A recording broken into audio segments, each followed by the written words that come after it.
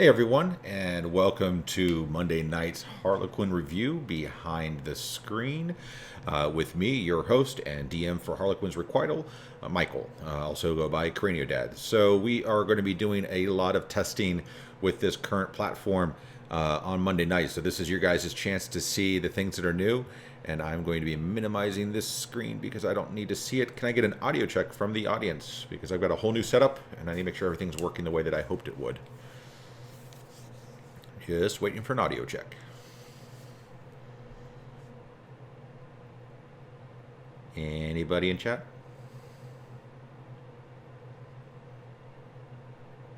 It's a touch low. All right.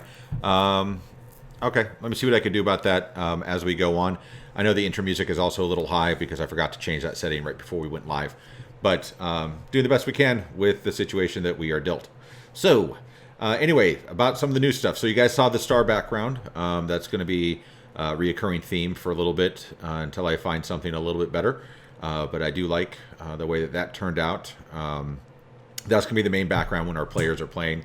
If you were here when the stream first started for about the first minute, you got to see the grayscale version of that, which is something else I'm toying with doing. But let's talk about tonight, because tonight has a lot of cool stuff that is, like I said, going to be the beta test. So we have a new setup. I'm now using Streamlabs OBS versus just regular OBS. I found it has a lot of tools that I really liked. But some of the cool things to make my life a little bit easier, as well as those who watch us on other mediums, and for those that are watching on mobile as well, is we now also are going to have a chat box over here. So hopefully that will start showing up whenever you guys start chatting. Not 100% sure if that's going to work or not, but according to the way that I read things, it should. We'll see. If it doesn't, I'll get rid of it. We also will have, yep, there we go, chat box. We also will have a viewer count over on this side. So that will show how many active viewers we have at any given point in time. I think it refreshes every 30 seconds or so. Not 100% positive. Now, one that you guys really can't see, but you will see eventually, does tie to this one, which is down below, down there. We have a race to 100 followers. I know that's way more than what I need in order to do some of the cool things that Twitch has to offer, but I set a goal for myself to see what I can do. I don't know why it's reading 17 when somehow I actually only have, according to Twitch itself, I think it's 15. I'm going to look into that and see what's going on. But that does also tie into the fact that we now have a new overlay whenever somebody follows or subscribes or anything along those lines that will actually play a sound. So if we ever get one of those, we won't miss it like we did the other night, which I still feel horrible about as a DM, because your guys' chats and your guys' follows and the people you guys tell to come and follow our channel all help the players by giving dissonant whispers, which is something we rolled out this past week. That I think worked out pretty well and very much into the players' favor. Basically, it allows the players to have a reroll on any D20 roll or to force me to reroll, and they would get advantage. They could force me to have disadvantage. So let's see, what else is there to add? Oh, yeah. It really won't show up. I think it will show the most recent stuff. But down below the chat box, there's also a scrolling text that will show when people follow or donate or things along those lines. I'm trying to think if I have anything else hidden. I think those are the big ones. So let me go ahead and change this view here so I can actually kind of see how things are supposed to be running for a little bit. Hopefully everything's still good. Yep. That's interesting. Awesome. So that's kind of the new stuff that I'm rolling out. There's, like I said, there's going to be a new alert that will pop up when somebody follows or subscribes along those lines. So any of you out there that are new and have not followed and want to see what that looks like, now's your chance. It does help us reach our goal. There will be a prize awarded once we reach 50 followers, but that will come later. We talked more about on Fridays. We need to get a little bit more traction before we can actually do stuff like that. But I'm going to do a raffle for everybody who is currently a follower by the night we hit 50th, and there'll be a prize that will be announced in a few weeks. So that's kind of the new stuff for the stream that I definitely wanted to demo for you guys and get your feedback on. So there's also new end card and stuff like that that just go a long ways to kind of help get the information out there. One other thing that's included on the end card, I think, is the fact that we have a public Discord channel. Because we are small enough, and we work very much with Gidgewish on the Wednesday night stream for Troll Skull Syndicate. We have a public Discord where you guys can join us and chat. So for a while, that will remain open. It will eventually probably turn into the point where it'll be subscriber only if we get big enough and make some traction. But I don't really see it doing that for a very long time. But the web address will either show up in chat in a little bit. I haven't figured out how to work all the ins and outs of that stuff in the last less than 24 hours since I installed. Yes, Raymond is the top emote right now in chat, so way to go with the Raymond emote. But all that being said, there's just more to come and more to play with as we move along. We still have a lot of setup stuff that I'm trying to figure out, and cameras and lighting. We noticed some other audio issues, not just my own, but a little bit at the table that we're going to try to make some adjustments this week. So, let's talk about Episode 2. Now, there's already been a lot of comments about Episode 2, not just from the players, but from the viewers who are watching and those who have commented after, that this seemed to be an incredibly long fight. And Episode 2, thank you, Gidgewish, for posting. That is the Discord link, if you guys want to join our public Discord and chat with us. We're still learning how to figure all that out, too, so bear with us. It's a great learning opportunity for us all. But anyway, Episode 2 started out on the heels of a very ambitious Episode 1. I spoke last week about how the players did more than I thought that they would, and that was something that I kind of took to heart, and I planned a little bit better for a little bit more to where I wouldn't have as much off the cuff. Not that there's anything wrong with that, but I kind of know that there's a lot of things that happen even at the very beginning of the story that come into play in the entire next book. Because Horde of the Dragon Queen is part 1, Tyranny of Dragons is part 2. But we are currently doing Horde of the Dragon Queen, which is marvelous. I prepared for them to do a lot of different things, and I made the classic DM mistake. And I was going to do... I'll answer your question in a second, Josh. But I was doing a lot of review, and I did something that most DMs do and say and joke about, but I think that this is the platform to discuss these kind of things. That the players did exactly what I expected them not to do. They decided to go ahead and take on a portion of the entire army. Whereas the encounter itself was designed that maybe they would take on the first 6 and enter through the back door, which was purposefully left unlocked. Or they maybe would take on the front door really quickly and try to get in through the front door, not engaging the A-team, which was the large group that was going around. But one of the things that they decided to do was to take on everything. And as a DM, I kind of saw this moment coming the moment they started to head north pretty uncarefully. After dispatching very quickly and a little bit faster than expected, the little C team that was by the back door, they decided to move towards the bonfire and towards the sound of the front door, and they flanked and they tried to get a good line of eyesight, and then they decided to draw out and attack, which I think is an admirable way to handle that encounter. But what I think the players may have lost sight of was that they never got the full scope of the size of the A-team, and that was for a reason. But I think the players did an excellent job of handling the situation.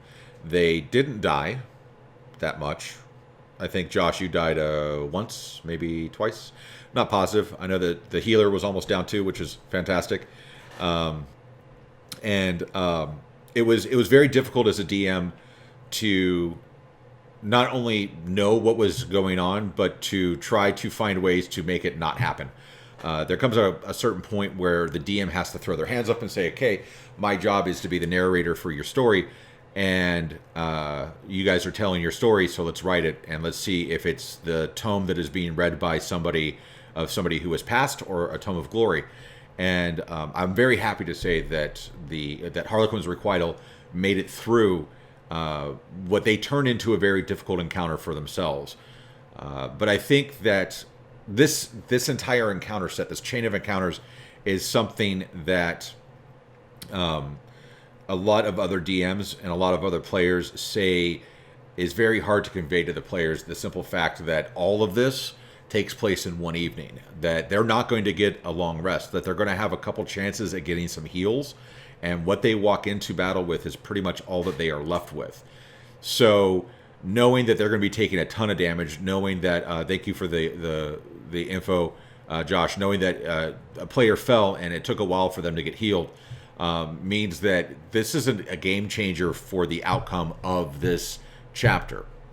And there's still more to do in this chapter, even after last week's game. There's still even more to do.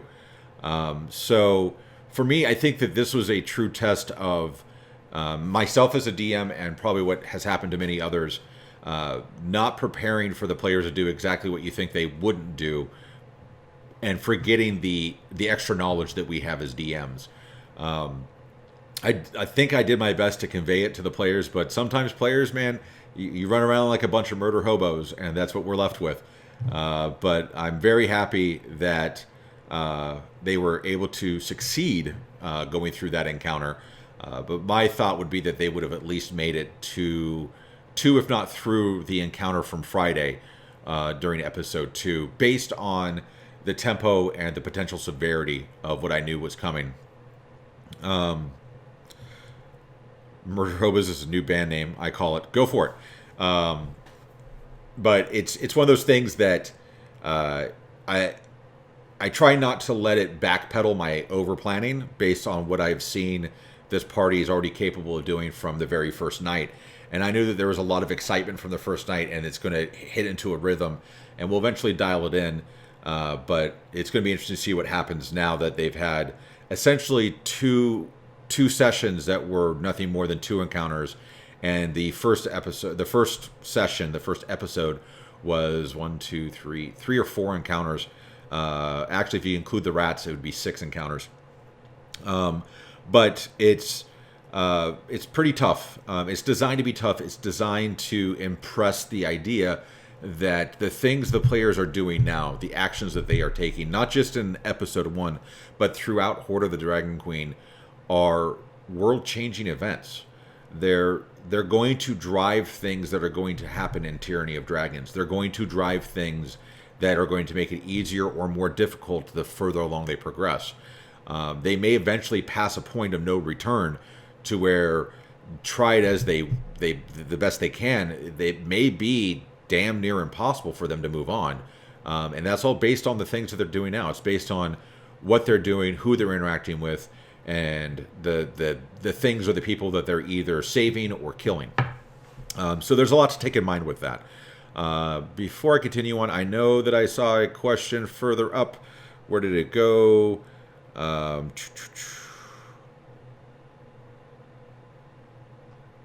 Oh, yes, it won't ever be subscriber only for the Discord chat. So if you guys want to, you can feel free to join and harass us on the end.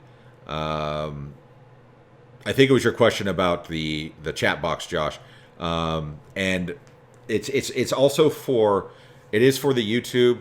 It's also for the people who are, when we upload to YouTube, which I do a couple of days after. I usually try to premiere on Sundays around 3 for those that can't watch it live. It stays on Twitch for a few weeks, so watch us here. It's better. You can interact with chat. And I don't know how the chat box is going to come into play with the actual broadcast just yet. But it's also for just the cleanness of making it easier on you guys. If you're on your phones and you turn it sideways, you don't need to try to wrestle with the chat box. You can kind of see what's going on. If it's too small, let me know. I can make it bigger. Based on my test, it seemed like it was doing okay. But we can just kind of keep that in mind. And it's one of those things that I'm just testing it out here. And again, I don't know how it's going to come into action on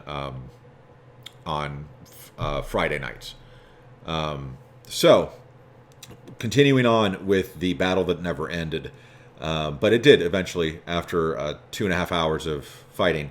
What I wanted to do, and I just haven't gotten skilled enough to do so yet, was I wanted to actually get some clips and point out the point where I realized that it was going to go south and south quickly. But just I haven't had a chance to do that just yet. So I think that in the future I'll be able to actually show video clips along the way. But there were a lot of times that I thought about pulling the punches, and I just remembered the mantra that I remember hearing from a lot of other DMs about episode 1, which was don't pull the punches, don't fudge the dice rolls. If you roll a crit, you rolled a crit. These are the situations that our players find themselves in. And I will talk a little bit about what episode 2 did for episode 3, just to kind of close it out when we get there.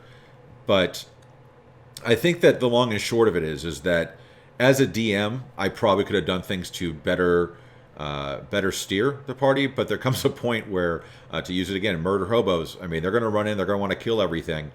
But the outcome of it is sometimes good. I think that there was an obvious tempo shift when we went to episode 3, and I think that it was much more evident that they realized that there's a lot more at stake and that they could, as a player, die. Based on most notably Josh's character falling, and then the struggle to either try to get him health or watching the healer bite it a few times from a few hits. It was really rough. But I still think it was a good episode because even though it did take forever, completely agree with you. It went long past the time that we normally would like to end.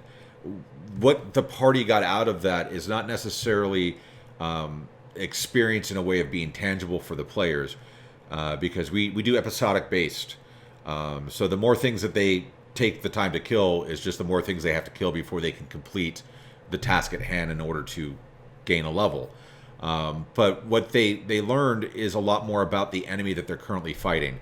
I think that they saw that there is a higher risk of things that could go wrong, that this isn't just a wandering band of misfits that have decided to try to sack a town. It's something a little bit bigger. And I think that this was further conveyed to them when the without giving any names away, the particular individual who is leading this entire raid upon Greenest was shown doing things and even suggested by Governor Nighthill that this person is far too powerful for them to go on. So I think that if anything, they realized that the force is bigger than what they thought it was, and that it's a little bit more of a deadlier situation than what they may have initially been led to believe based on the encounters that they had at first. It's also, a little bit offset by the fact that I started them at level 2, which I'm now thankful that I did, because had I not started them at level 2, they probably would have played it the same way, but it would have been a TPK, which is a total party kill. I have no doubt in my mind that episode 2 would have been the last episode for all of these players had they been level 1. And I also have no doubt in my mind that they would have played it the same way, having any of the success that they had with episode 1. So the question's out there. Where do I think the balance is between being brash and jumping in versus chatting as a party and making up a plan? The encounter itself is not designed to give them a lot of time. I actually had a timer that I had to keep going based on not just how the book reads, but based on a lot of suggestions from other DMs. And I took into account the newness of the party. These people have been playing together for a little while, but they're still trying to figure their characters out. They're still trying to figure out what would my character do in this situation. Now I'm in this situation. Now I need to figure it out. I think that there is definitely time to plan, but I often feel that if the players themselves belabor the idea of planning too much, they're forgetting the first principle of combat, which is that all rules and all plans go to hell when the first shot is fired. I've seen that in real life, and we all do in every single experience that we can have, where we think we know what we would do, or we think we know the next step that we're going to take.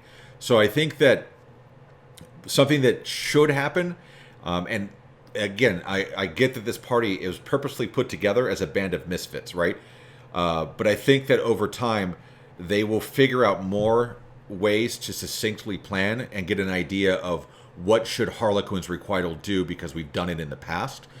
So I'm trying to give a little bit of leeway when it comes to timing. As a matter of fact, according to the way that the book reads, and according to a lot of other input for that encounter at the sanctuary, I'm supposed to provide them no more than 8 minutes to figure out what they're doing and make their first action, or else the A team would find them and then attack them, and then all bets are off.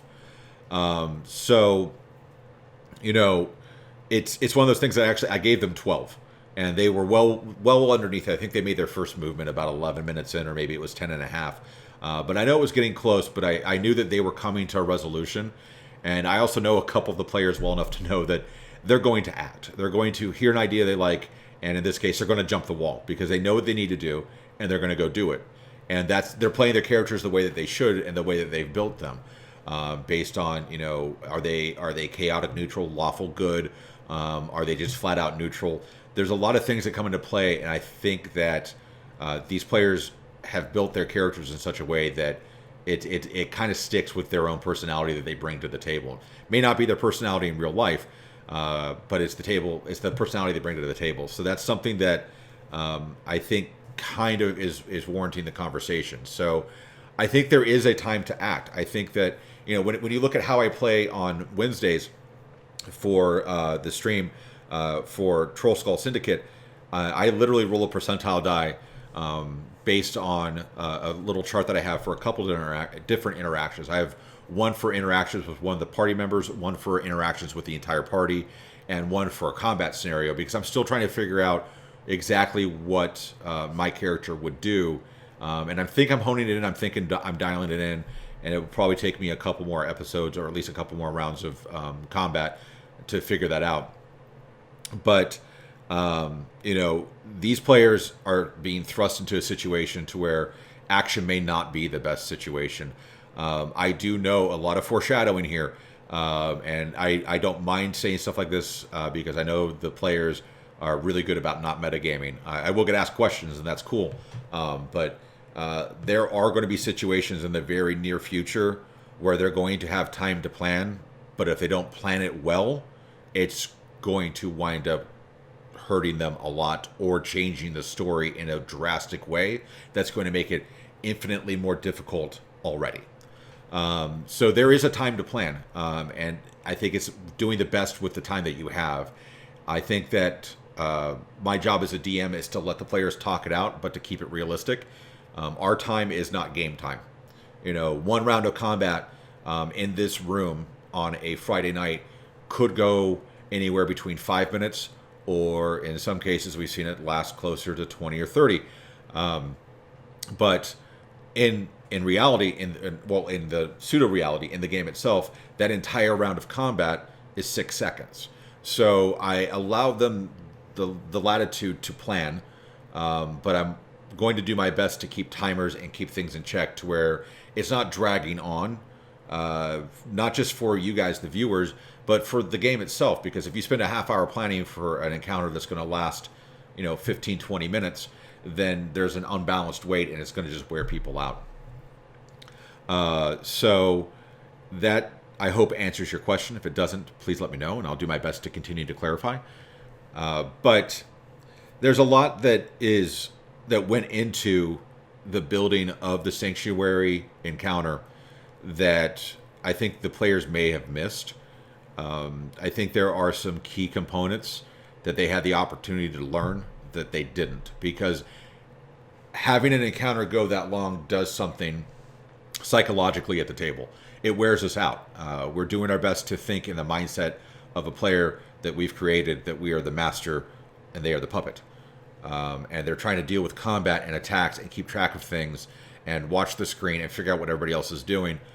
But some of the things that they, let me word it this way: had the encounter gone anywhere near as planned, to where they didn't have to take on the A team, which is what drug on the campaign so much, or the encounter so much, they could have spent time talking to the captives more.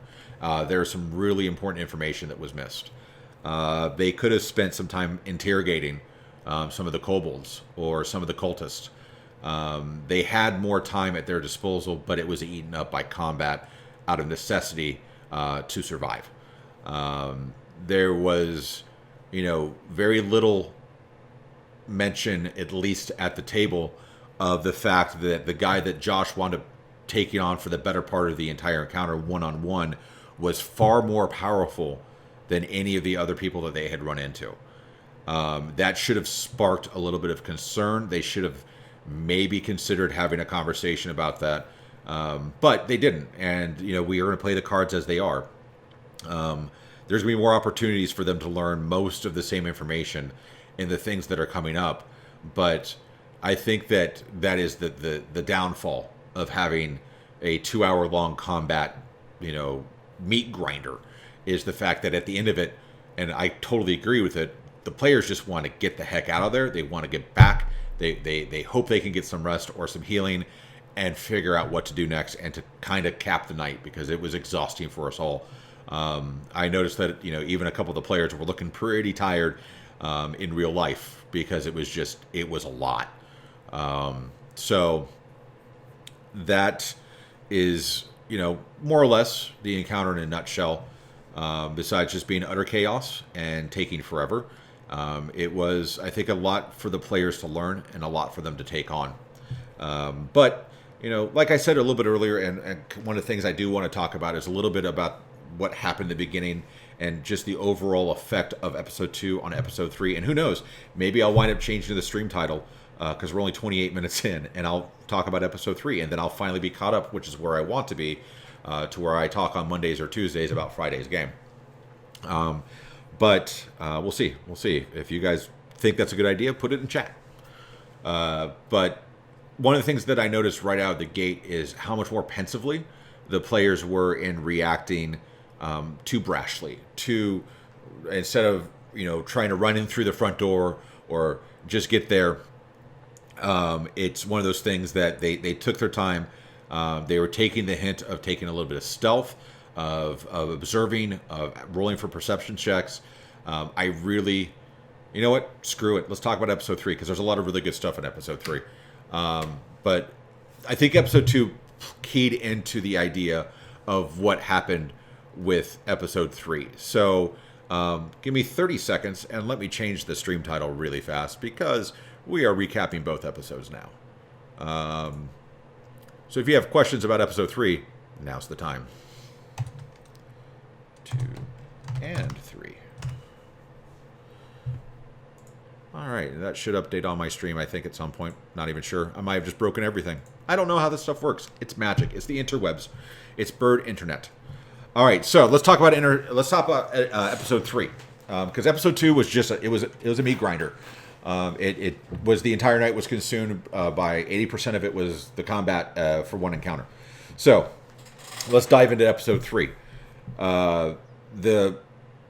What I noticed, besides just the way that the players were a bit more pensive, is they did a lot more to be tactical. Let me answer your question before we dive too deep. Yes, Josh. It doesn't distract me as much as it could. I try to do a really good job. The question is, does chat going off the rails distract me? It makes his night. But here's the thing, is that I do my best not to be, I do my best not to be distracted. I do my best to stay honed in and to do my job, which is, again, to be the narrator for the players. There were times the first night, and there were times on Friday, that I wind up catching something going on in chat, and I have to devote some of my brain power and gray matter to trying to figure out what in the world is going on, and then realizing what's going on and trying not to die laughing too much. Honestly, chat makes it amazing. Don't worry about being too silly in chat. I love, and so do the players, we love seeing you guys be ridiculous in chat. It brings something to the table. If you go back and watch some of the episodes, watch parts of Episode 1 again, about 3/4 of the way through. Watch all of Episode 3 after about the first 10 minutes.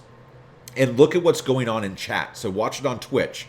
Look at what's going on in chat, and then watch what the players are doing. We're reacting to your chat. You guys are cutting us up. You are telling jokes. You're making digs. There's some awesome carryover that I absolutely adore that happens from the Wednesday night campaign to the Friday night campaign between the players, and it's amazing. I think it's one of those things that just makes my entire time. However, I love the fact that Chad is willing to completely go off the rails and talk about things, and I love the fact that it gives us a reason to be a little distracted.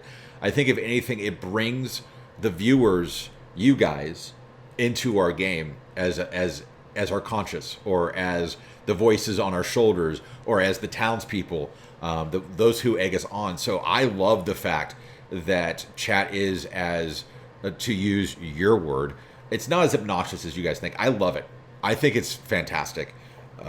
I know the players do too, and there's been a few times that we've already wound up, laughing and commenting and holding up our phones and looking and showing each other, even though we're all in chat, exactly what somebody just said, because it makes it awesome. It makes us feel like it brings the audience to us. And down the line, it may be even more impressive that the space that I have here is large enough to have a studio audience.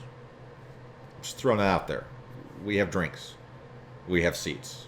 We have people. Anyway, this is just food for thought for you guys. The fun things you guys get to find out on a Monday night. But don't feel bad about being silly in chat. Be silly in chat. Make us laugh. Tell jokes. Pick on us. Cut us up. That's what you guys are here for, and that's what drives us forward. So, episode 3. I loved the fact that Bella decided to go ahead and, hey, Castle Mac, welcome to the party. That Bella decided to jump on to the water wheel to try to find a way in, and that it actually took his, and hopefully you guys heard that sound, because that's what happens when somebody follows. And I will be counting the follows for the Dissonant Whispers on Friday nights. So I will be making sure that gets updated.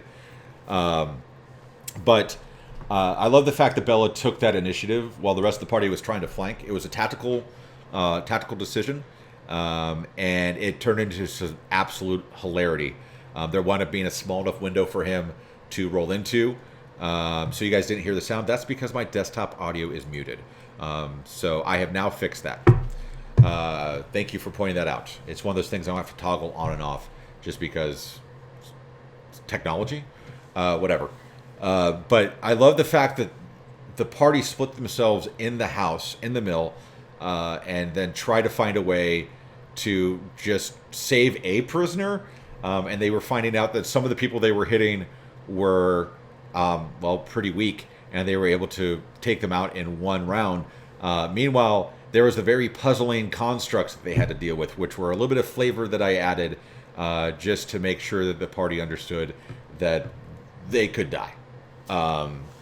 So the constructs were added literally last minute. They were added about 15 minutes before my door opened and the first player arrived, just as a, let's see what happens with this.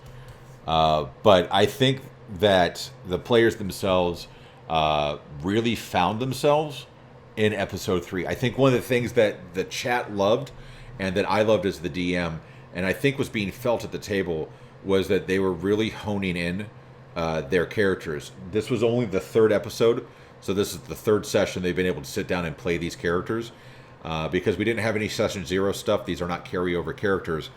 But the by now they're starting to understand that how their player or how their character would think and how their character would act. And one of the things that makes it easier to DM is for consistency from the players, and I don't expect that anytime soon, but I'm starting to see the flickers of that already.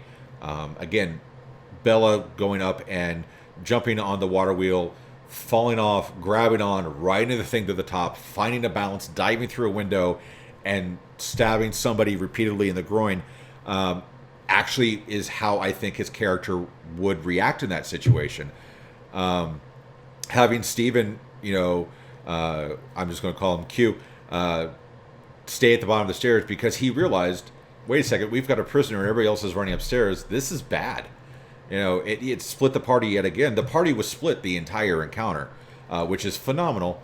But by staying there, he was able to ensure that the one thing that I would do as a DM, which is to roll for an escape, didn't happen. And if it did, he was there to handle it. And then the party running upstairs to come to the aid of Bella was fantastic. I'm super stoked about the item that Akira found. It's something that I've created on D&D Beyond that I can't wait for him to figure out how it works. It's just really sad that he had to find it now instead of in the sanctuary where it was originally. However, it's going to be interesting to see how that all plays out. But I think as a whole, episode 3 was much more akin to episode 1. And I think a lot of that has to do with how the encounters themselves are designed and the path that I'm taking these players on through their encounters. I'm not purposefully trying to railroad them with the encounters, but I did try to steer it in a way that made more sense. In Horde of the Dragon Queen, all the encounters in Greenus are just listed. There's no particular order. There's some suggestions to order, but I've found a couple of resources. Sky Flourish is a great one. But there's also notes on DM's Guild. There's some walkthrough ideas that I was able to find from other D&D groups that kind of gave rhyme and reason to their encounters to where it made a little bit more sense. And I kind of adopted a lot of different methodologies to make it work. How much did I nerf the boss so Bella could solo him? Actually, not at all. Those are the actual stats for that beast from D&D Beyond. I did not nerf it whatsoever. I think there was a couple things that I missed because I literally, like I said, about 5 to 15 minutes before my door opened and the first player walked in, I literally dropped that token on the map and pulled it up and said, okay, this is what I'm doing. I'm doing 2 of these. Let's see what happens. And the only way that I nerfed them was I made them constructs instead of people, just because I wanted to add a little bit more intrigue to what's going on. It ties into the story in a way, but it's not actually part of the story, but it'll make sense in the end when we're done years from now. I promise. But so I don't like to nerf things. I think that, especially in a campaign of this magnitude, it takes away a lot from the players if you nerf things. I think that by and large and as a whole, what I roll is what I roll. I do roll different dice on Wednesdays than I do on Fridays because I do have a set of dice, my metal ones, that don't roll consistently as all the other dice that I seem to touch do. I am somewhat considered, not just by myself, by the anti-Will Wheaton. Just to give you guys a little bit of insight, I was talking with Josh today, and he brought up the idea of rolling your stats. And I know that you can do that. I've never done it. I prefer standard array or point buy. But I think that's just because it's a little bit more fair when you have people that have bad rolls. And I don't remember exactly what my numbers were, and I'm not going to bring up my chat with him to do that. But I think the lowest roll that I had was a 12, and there was like an 18, a 17, 18, 17, 16, 2 15s, and a 12 or something like that. And I threw it on Nightbreeze just for fun, and it was ridiculous what it did to my stats. So I have a set of dice that I play with as a player, and then I have a set of dice that I roll as a DM. So those dice seem to be a little bit more fair to the players as a DM, and I'm going to stay consistent with that. So that's the only way that I think I nerf, is I'm not rolling my Nightbreeze dice on you, because if I was doing that, I think it would be a lot worse, because the propensity for 20s is ridiculous. But I think episode 3 from Friday was a fantastic way of the party level setting their own mindset of who they are and what they're trying to do and how they're going to do it. I have a feeling that if we go back, if we spend some time and we continue to do some things, probably most of the way through chapter 2, don't know how long that will take, but by the most of the time we get through chapter 2 for Horde of the Dragon Queen, if we go back and look at episode 3, I think we'll see a lot of signs of how Harlequin's Requital is going to be on the standard when it comes to an encounter. It was incredibly, very impressive. What what should someone with the curse of WW do to survive in D&D? Oh, the curse of Will Wheaton. I would say maybe go to electronic dice at this point. I've seen some strange things from your rolls. I've never seen so many low rolls ever. But I think that I think a lot of it has to do with technique. I think that once you find, get some more dice sets. I think I gave you all of those dice sets of the 5 that you have. I'm not sure. I think I've given you 3 or 4. Buy some new ones. I don't know. I think that a lot of it has to do with technique, to be honest with you. Once you find a way that's comfortable for you and that you can roll consistently, that's what you're going to need to keep. I roll a very particular way. I don't just drop the dice. I legitimately roll them. But I have found that, for example, if I roll out of the palm of my hand, I have a more fair roll to where it seems to make more sense. If I roll from across my fingers, my rolls are usually crap. So that's just one of those things that I do. So I try to make sure that I roll from the palm of my hands as often as possible. And I think that's partially why, a dice tower. Maybe that could be one of the first things that we raise money for is a dice tower for Josh. So that way he can have some better rolls. Again, back to episode 3, and to kind of close things out here in the next few minutes. One of the things that I really liked about episode 3 was how the party itself handled combat. It seemed like there were some very obvious points where they had no idea what to do next. And that's what I like to see as a DM. That means that I'm pushing them and testing their limits based on what they understand. I do believe that what they have learned from their encounter is going to maybe tweak a little bit on how they interact in combat. And I'm not talking about not splitting the party. Splitting the party is the detriment to the party, not really to the DM. Yeah, it gives me extra work to do, but you guys have a little bit of work to do to make sure that you stay alive, because the encounters that you're running into are designed for all of you, not some of you.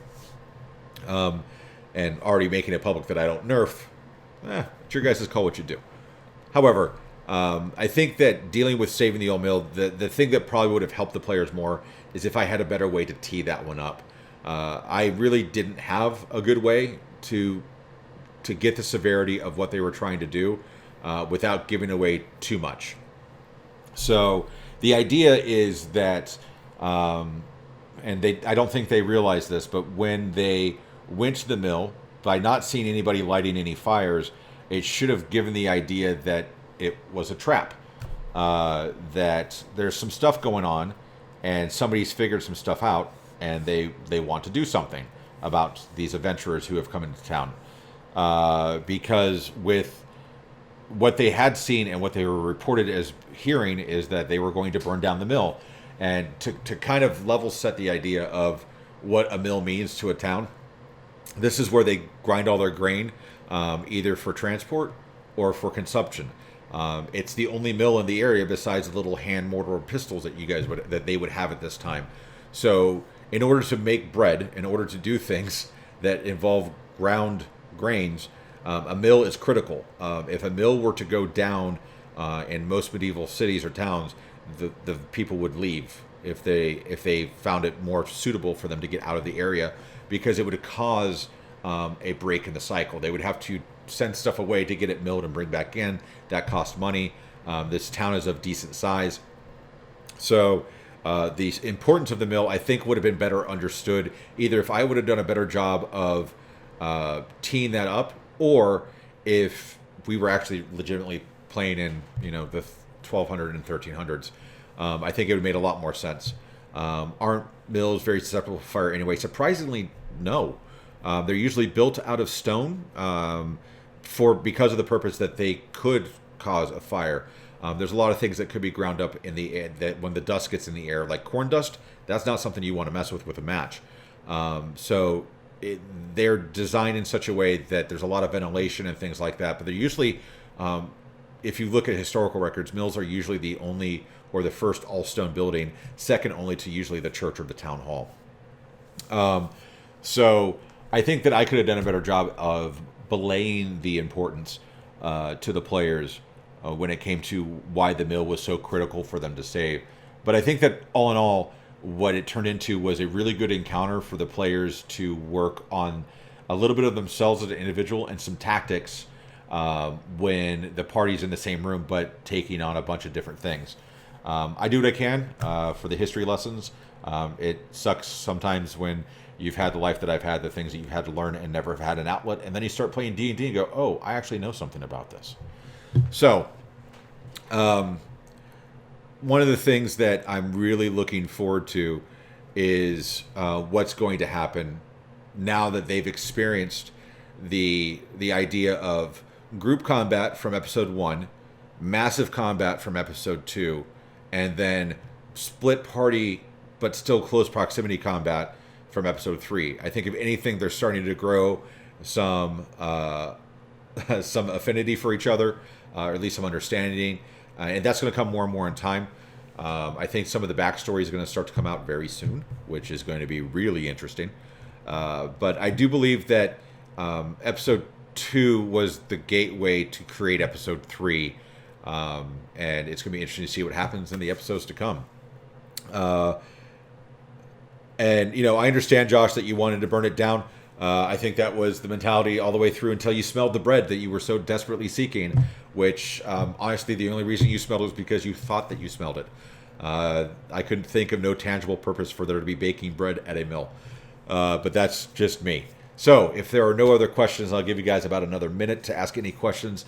We're going to go ahead and wrap this episode up for this week. I am going to be moving the times to 9 p.m., just based on scheduling conflicts that I have in my own personal life that make it a little bit easier for me to do 9 p.m. Going forward on Mondays. If you guys like this idea, please let me know. If you guys have questions, don't be afraid to ask. The Discord is linked in chat, and it will also be on our end screen. Have you followed any of the Twitter discussions about character backgrounds? No, I haven't. There's my answer. I actually recently uninstalled Twitter and Facebook and a few other things like Tumblr and what was the other one? Pinterest, because they were a massive distraction for me. I had recently realized I was devoting too much time to things outside of the things that actually I care about. And that my blog had overtaken my life, and I was too worried about what everybody was thinking about my blog versus just writing my story, which is far more important than caring what other people think about my story. The message that I've been trying to convey for the last 6 years was starting to fall mute. And so I said, forget it. I'm deleting these things from my phone. I still have access to them, and I get on them from time to time from a computer. But I just got rid of the necessary distraction, and in my lap fell Harlequin's Requital. So, yes, everyone seems to have strong opinions about all sorts of things, about characters who have not written a backstory. I could talk about that as a DM for very briefly. So here's my stance on backstory. As long as you have some concept as a player that you can convey to me, the DM, as to why your player is doing what they are doing, that's all you need. Now, I do know of people who, as a player, write a very long backstory and send it to the DM and say good luck. That's Nightbreeze. I think he even said that I won the prize for the longest backstory for the party, and I'll take that. You should see my brother's backstory when he wrote one for one of the characters he played. I think I have the folder somewhere that has all of it written in it. I don't think that you can go wrong with too much backstory. And I also don't think you can go wrong with too short of a backstory. The reason the backstory is there as a DM and as a player is for you to be able to understand why the character is doing what they're doing, and to give me as the DM some meaty hooks to draw you into conflict or to draw you into aspirations. The argument is that there should be backstories. I think it is important. I think that if we don't have some semblance of a backstory for our players or for the characters that people are playing, then all we are literally doing is playing some autonomous drone. there's a funny, well, there's a saying about what a DM is to players, and it's overbearing, but it is, I am, as a DM, I am your player's God's God. But I think there's part of it that's missing, right? I think that the other part of it is, which I conveyed a little bit earlier, is that the people at the table are the puppet masters for the player. So if you don't have an understanding of what has caused this person to be where they are now, then it's going to be very hard and very difficult for you to decide if your character would want to move forward. Would they attack? Would they hide in fear? What happens when they run into a goblin? The Wednesday campaign has a fantastic backstory for one of our players, for Lynn, to where she despises goblins to no end. And when she sees them, she goes into a rage and she runs after them and she attacks, which is totally opposite of her normal nature. But because she has in her backstory, it makes sense. And it's things like that that I think a lot of players miss out on by just leaving that backstory section blank. Now, again, I don't think it needs to be, it needs to be somebody, it doesn't need to be a booklet. You don't need to run it through a ream of paper to tell the DM how your level 1 character existed for the last, 5 years or 15 years or 20 years. It is harder, Stephen. I absolutely agree. It is harder when you have things like elves, which live for hundreds of years. I mean, Nightbreeze is 140 some odd years old. I could have written a lot more, but I consolidated as much as I could to get you the hooks that you needed as my DM and to give me the tools that I need as a player. So I think that there's a lot to be said about backstories. I disagree with the idea that backstories shouldn't be there. I think that if anything, it adds to what goes on at the table. So it had nothing to do with the episodes, but hey, I'll take it. But thank you for the questions, everybody. Again, I'm going to be doing this on Mondays right around 9. Look forward to talking more and dissecting, to use Castle Mac's word, to dissect the game that has happened, to give you my ideas from my side of the screen, things that I realized, some of the things that the players missed, things that I don't mind being out there. There'll be some things that I can't share because it may come into play a little bit later. But to give you guys ideas of what it's like to be on this side of the screen, because what I think D&D does a really good job of doing, especially with the advent of things like Critical Role or Acquisitions Inc., is the fact that they do a really good job of showing what's going on over there from me. What are these people at the table walking through? And that's the story, right? Again, I'm nothing more than the narrator for the story that is being told. But I think that what a lot of people don't understand, and what will terrify a lot of people, is what goes on this side of the screen. The prep work, the knowing things, the trying to make sure that you don't give up too much information. There's a lot that a DM goes through, and that's why when I watch a lot of different games, a lot of different groups, like if you want something awesome to watch that isn't myself or isn't the Wednesday group, you need to watch Castle Mac. I'll pitch him. He's not asking me to do it, but I'll do it anyway. I love watching Castle Mac. I was heartbroken that I couldn't watch them the other night for more than just hopping in to try to save my position as the hero of the stream. But I love watching them play because I get to learn from Steven a lot of stuff that I want to try to take in as a DM, not to mimic him, but to try to make my job a little bit better. And I get to watch some amazing players play.